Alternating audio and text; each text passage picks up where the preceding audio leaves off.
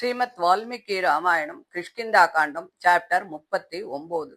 சுக்ரீவன் தன்னுடைய நன்றி உணர்வையும் நட்பின் உறுதியையும் ராமங்கிட்ட வெளிப்படுத்திய போது தர்மத்தில் உயர்ந்தவனான ராமன் சுக்ரீவனை அன்போடு அணைத்துக் கொண்டார்.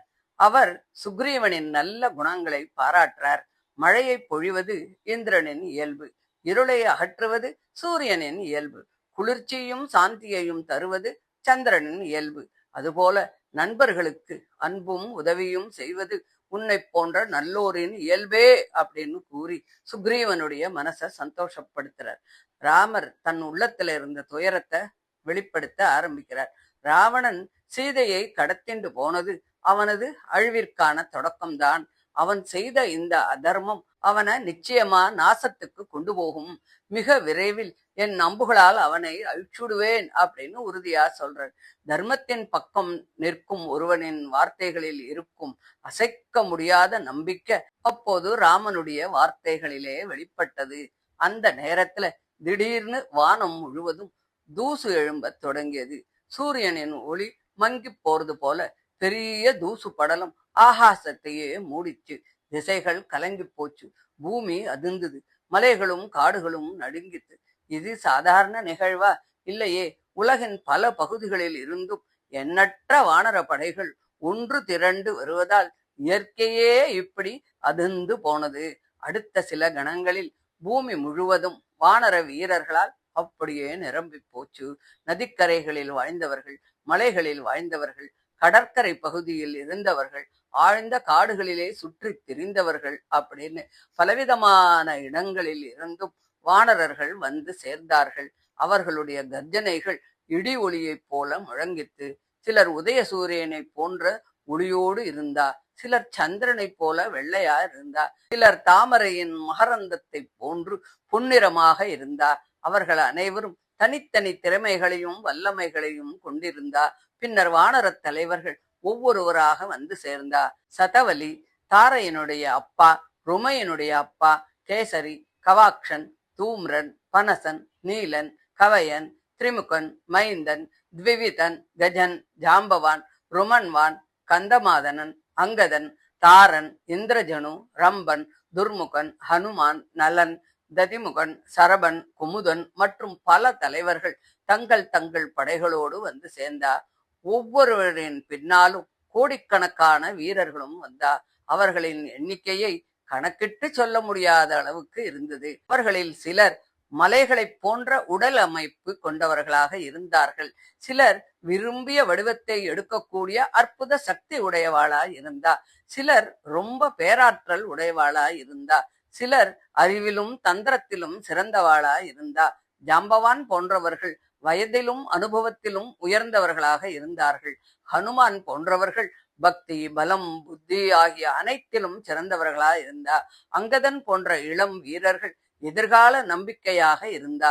இவ்வாறு பலவிதமான திறமைகளை கொண்ட வானரர்கள் அனைவரும் ஒரே நோக்கத்திற்காக ஒன்று கூடினா. இந்த பெரும் சேனை திரண்ட காட்சி அதிசயமா இருந்தது.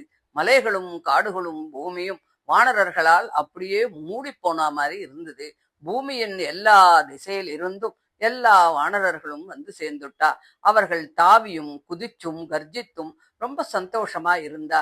ஏன்னு கேட்டா, அவர்கள் சாதாரண வேலைக்காக வரலையே, ஸ்ரீராமனின் காரியத்துக்காக சீதாதேவியை தேடி கண்டுபிடிக்கும் புனித பணிக்காக வந்திருக்காளே. அனைத்து வானர தலைவர்களும் சுக்ரீவன் கிட்ட வந்தா.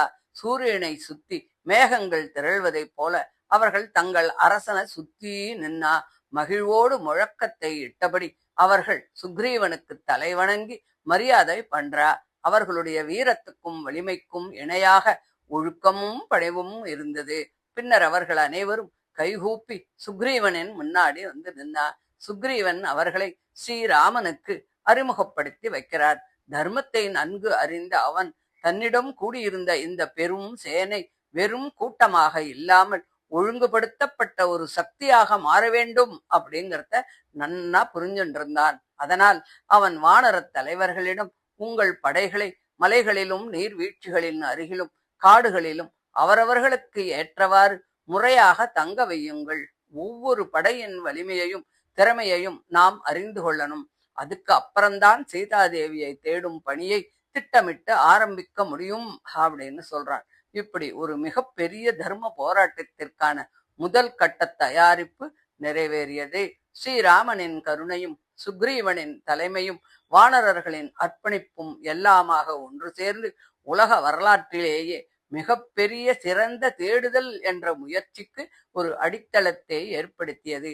சீதையை மீட்கும் தெய்வீக பணி இப்போது உண்மையாக தொடங்கிவிட்டது. பகவானின் காரியத்துக்காக ஒன்று கூடும் சக்திகள் அளவில்லாதது. உண்மையான தலைவன் மக்களை ஒன்றிணைத்து சரியான திசையிலே தான் வழிநடத்துவான். பலம், புத்தி, பக்தி, பணிவு ஆகிய அனைத்தும் இறை சேவையிலே பயன்படுத்த வேண்டும். தர்மத்திற்காக செயல்படும் பொழுது தனிமை என்பது இல்லை. தேவையான உதவிகள் தாமாகவே வந்து சேரும். ஹனுமான் முதல் ஜாம்பவான் வரை ஒவ்வொருவருக்கும் தனித்தனி திறமை இருந்தது.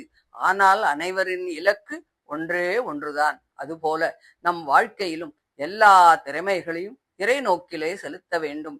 இறைவனின் பணியில் இணைந்தால் சாதாரண வாழ்க்கையும் கூட புனித சேவையாக மாறிவிடும் அப்படின்னு சொல்லி இந்த 39வது அத்தியாயத்தை முடிக்கிறா.